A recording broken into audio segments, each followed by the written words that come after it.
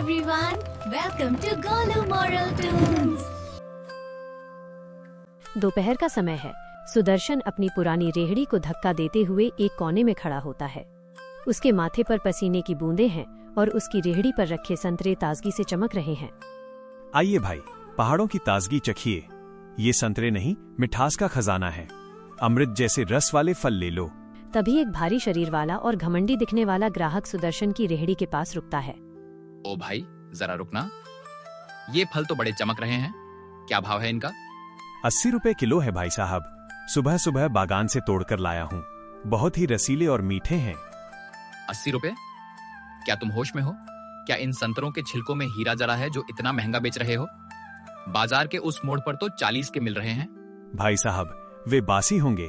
ये मेरी कड़ी मेहनत का फल है। इन ऊंचे पहाड़ों से इन्हें तोड़कर लाना जान जोखिम में डालना है। एक बार चखिए तो सही, आप स्वाद भूल नहीं पाएंगे। चखना रहने दो, मुझे स्वाद नहीं दाम से मतलब है। अगर 20 रुपए किलो देना है तो बोलो, वरना मैं आगे बढ़ रहा हूँ। बाजार में और भी बहुत सी दुकानें हैं। 20 रुपए? भाई साहब, इतने में तो मेरा पसीना भी नहीं बिकेगा। मेहनत की कद्र कीजिए। माफ कीजिए, इतने कम में मैं नहीं दे पाऊंगा।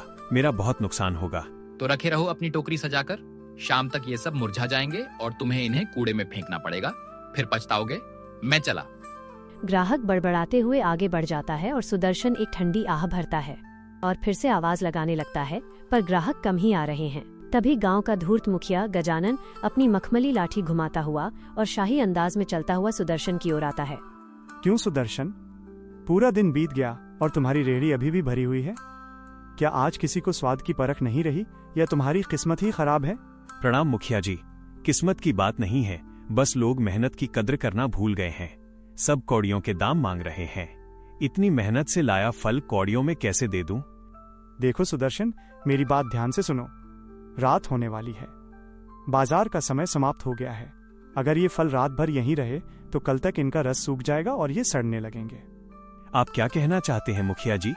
क्या आपके मन में कोई अच्छा दाम है? मैं ये सारी टोकरी 40 रुपए में ले सकता हूँ।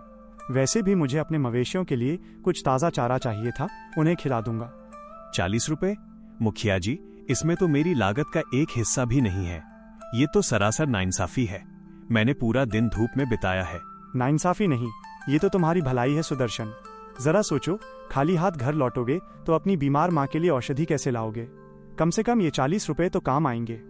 आप ठीक कह रहे हैं मुखिया जी। माँ की दवा जरूरी है। ले लीजिए ये सारे फल। कम से कम खाली हाथ तो नहीं लौटूंगा। ये हुई न बुद्धिमानी वाली बात। कल फिर आना, शायद फिर कोई ऐसा ही व्यापार हो सके। गजानन एक कुटिल मुस्कान के साथ पैसे सुदर्शन के हाथ पर रखता है। सुदर्शन उदास मन से अपनी खाली रेहड़ी लेकर अंधेरे रास्ते की ओर चल पड़ता है। सुदर्शन जंगल के संकरे रास्ते से गुजर रहा है। अचानक आकाश में काले बादल छा जाते हैं और जोरदार बिजली कड़कने लगती है। कुछ ही पलों में मूसलाधार वर्षा शुरू हो जाती है। सुदर्शन भीगता हुआ एक पेड़ की आड़ लेने की कोशिश करता है, तभी उसे एक कमजोर आवाज सुनाई देती है। ठहरो बेटा, जरा रुको। इस अंधियारे और जल प्रलय में कहाँ भागे जा रहे हो? मेरी सहायता करो। कौन है वहाँ? इधर उधर देखते हुए, बाबा, आप इस झाड़ी के पीछे क्या कर रहे हैं? आपको तो कड़ाके की ठंड लग रही है। आप पूरी तरह भीग चुके हैं। मैं एक राहगीर हूँ बेटा, बहुत दूर से आ रहा हूँ। भूख और प्यास ने मेरा शरीर निर्बल कर दिया है। क्या तुम्हारे पास थोड़ा अन्न है? बाबा, मेरी स्थिति भी कुछ अच्छी नहीं है। मेरे पास बस ये एक आखिरी संतरा बचा है जो मैंने अपने लिए रखा था, और ये 40 रुपए हैं जिनसे मुझे माँ की दवा लेनी थी। क्या तुम अपनी आखिरी उम्मीद इस वृद्ध को दान कर सकते हो? क्या तुम एक भूखे के प्राण बचाओगे? बाबा, मेरी माँ का बुखार और औषधि कुछ देर इंतजार कर सकते हैं, लेकिन आपका जीवन नहीं। अगर आप जीवित रहे तो पुण्य मुझे ही मिलेगा। सुदर्शन, तुम्हारी आंखों में निस्वार्थ परोपकार की चमक है। जो इंसान अपना अंतिम ग्रास दूसरों को दे दे, वो कभी निर्धन नहीं रह सकता। ईश्वर तुम्हारी परीक्षा ले रहा था। बारिश अब रुक चुकी है। जंगल में ठंडी हवा चल रही है। साधु महाराज सुदर्शन की दयालुता से बहुत खुश दिखाई दे रहे हैं। वे अपनी झोली में हाथ डालते हैं और एक बहुत ही सुंदर चमकता हुआ हरा तोता सुआ बाहर निकालते हैं। सुदर्शन, तुमने आज अपनी फिक्र किए बिना मेरी मदद की है। ये लो, ये सारिका है। आज से ये तुम्हारा साथी है। बाबा, ये तो बहुत सुंदर पक्षी है, पर मैं इसे कैसे रख सकता हूँ? मेरे पास तो खुद के खाने के लाले पड़े हैं, इस नन्ही जान को मैं क्या खिलाऊंगा। सुदर्शन, इसकी चिंता तुम छोड़ दो। ये कोई आम पक्षी नहीं है, ये तुम्हारे अच्छे दिनों का साथी है। बस एक बात का गांठ बांध लो, इसके बारे में किसी बाहरी व्यक्ति को कुछ मत बताना, यह राज रहना चाहिए। सुदर्शन, डरो मत, अब से हम साथ साथ हैं और सब ठीक हो जाएगा। अरे ये तो इंसानों की तरह बोलता है। बाबा, क्या मैं कोई सपना देख रहा हूँ? क्या ये सच में बोल रहा है? ये सच है बेटा, ये तुम्हारी ईमानदारी का फल है। अब बिना डरे अपने घर जाओ, तुम्हारी मंजिल तुम्हारा इंतजार कर रही है। अब पीछे मुड़कर मत देखना। सुदर्शन तोते को अपने कंधे पर बिठाता है।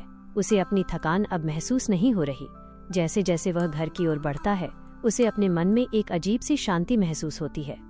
सुदर्शन अपने कच्चे घर के दरवाजे पर पहुंचता है। घर के अंदर से उसकी पत्नी राधा के खांसने की आवाज आ रही है। घर में अंधेरा है क्योंकि दिए में तेल खत्म हो चुका है। राधा, मैं आ गया हूँ। देखो, मैं अपने साथ किसे लाया हूँ। सुदर्शन, तुम इतनी देर से आए? क्या तुम माँ की दवा लाए? और ये कंधे पर क्या है? क्या तुम बाजार से एक पक्षी उठाकर ले आए? हमारे पास तो खुद के लिए दाना नहीं है, अब इसे क्या खिलाएंगे? राधा, धीरज रखो, ये कोई मामूली पक्षी नहीं है, ये साधु महाराज का आशीर्वाद है। राधा, परेशान मत हो। घर के पीछे जो पुराना नीम का पेड़ है, उसकी जड़ों के पास जाओ। वहाँ मिट्टी के नीचे एक तांबे का बर्तन तुम्हारा इंतजार कर रहा है, उसे निकालो। सुदर्शन, ये आवाज कहाँ से आई? क्या इस तोते ने बात की? क्या बीमारी की वजह से मुझे अजीब आवाजें सुनाई दे रही हैं? नहीं राधा, ये सच है। जैसा इसने कहा है वैसा ही करो। जल्दी जाओ और देखो वहाँ क्या है। राधा हाथ में एक पुरानी लाठी लेकर पेड़ के पास जाती है और जमीन खोदने लगती है। अचानक उसका औजार किसी धातु से टकराता है। वो जमीन से एक पुराना कलश निकालती है जो सोने और चांदी के सिक्कों से भरा हुआ है। सुदर्शन, यहाँ देखो, ये तो खजाना है। हम तो अमीर हो गए। अब माँ का इलाज भी होगा और हमें भूखा भी नहीं सोना पड़ेगा। हे भगवान, तेरा लाख लाख शुक्र है। साधु महाराज ने सच कहा था। सारिका, तुम्हारा बहुत बहुत धन्यवाद। कुछ हफ्ते बीत चुके हैं। सुदर्शन का घर अब बड़ा और पक्का बन गया है और उसकी रेहड़ी की जगह एक बड़ी दुकान ने ले ली है। गांव का मुखिया गजानन ये सब अपनी छत से देख रहा है और गुस्से में लाल हो रहा है। ये कैसे हो सकता है? कल तक जो सुदर्शन कौड़ियों के लिए तरसता था, आज उसके घर में घी के दिए जल रहे हैं। इसके पास इतना धन कहाँ से आया? मालिक, गांव में चर्चा है कि उसके पास एक बोलने वाला हरा तोता है। वह तोता ही उसे बताता है कि खजाना कहाँ छुपा है। लोग कह रहे हैं कि वह तोता जादुई है। अच्छा, तो वो जादुई पक्षी मेरे पास होना चाहिए। अगर वो मेरे हाथ लग जाए तो मैं पूरे राज्य का सबसे अमीर आदमी बन जाऊंगा। मुझे वो तोता किसी भी कीमत पर चाहिए। पर मालिक, वह तो सुदर्शन का दोस्त है, वह उसे आसानी से नहीं देगा। वो अपनी खुशी से नहीं देगा तो मैं उसे छीन लूंगा। आज रात ही हम सुदर्शन के घर चलेंगे। मैं उसे ऐसा फंसाऊंगा कि उसे वो तोता मुझे सौंपना ही पड़ेगा। रात का समय है। सुदर्शन अपने घर में शांति से बैठा है। तभी अचानक मुखिया गजानन अपने लठैतों के साथ दरवाजा तोड़कर अंदर घुस आता है। सुदर्शन, तूने चोरी की है। तेरे पास इतना धन कहाँ से आया? तूने सरकारी खजाना लूटा है। ये आप क्या कह रहे हैं मुखिया जी? मैंने कोई चोरी नहीं की। ये सब मेरी ईमानदारी का फल है। बकवास बंद कर।